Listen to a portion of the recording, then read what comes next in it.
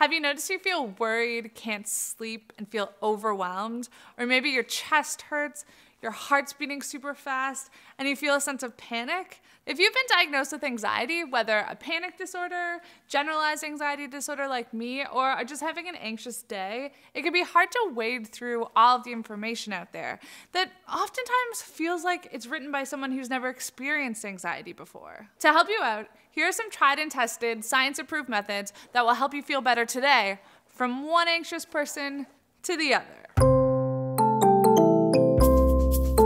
1. Stay away from WebMD. While the instinct to Google your symptoms can sometimes seem like a way to understand or control your anxiety, this habitual activity called hypochondria is actually hurting you. Stomach problems? It's likely anxiety, not an ulcer.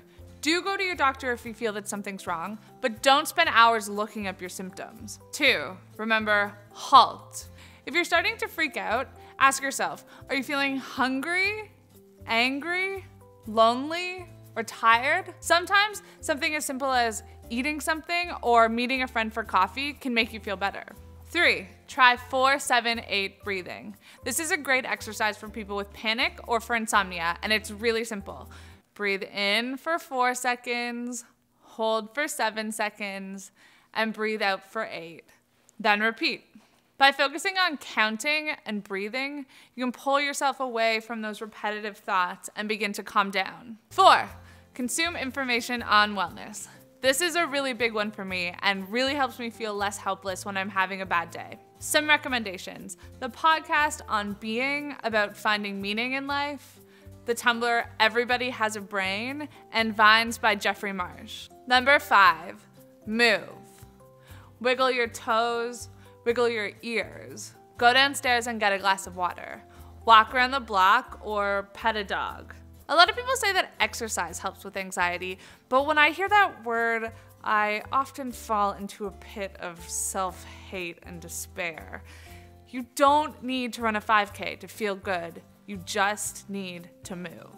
Number 6, mindfulness. I know what you're thinking. Mindfulness meditation. It's so hot right now. But studies have shown that continually practicing mindful thinking helps to reduce cortisol, the hormone that creates stress. Here's a good beginner's meditation. Focus on an object you see around you that's natural, whether the banana on your desk or the plant in your living room. Now really focus on it. Think about it as though you've never seen it before. What it looks like, what it feels like, where it came from, etc. If your mind starts to wander, don't worry. Just bring your focus back to this object. If you try this for as little as 5 minutes, it can really help. 7, start small on things that scare you. One really annoying thing about anxiety is that small things can sometimes feel like a really big deal, like say, trying to call a stranger on the telephone. Focusing on one small thing at a time can make your problem seem more manageable. As an example, when I finally succeed in calling that cool hip new restaurant and making a reservation, not only do I get to eat delicious food, but I helped overcome a fear. Win-win. Number 8, practice self-care. This one's really big. Make sure that you are aware of what triggers your anxiety and make a concerted effort to look after yourself.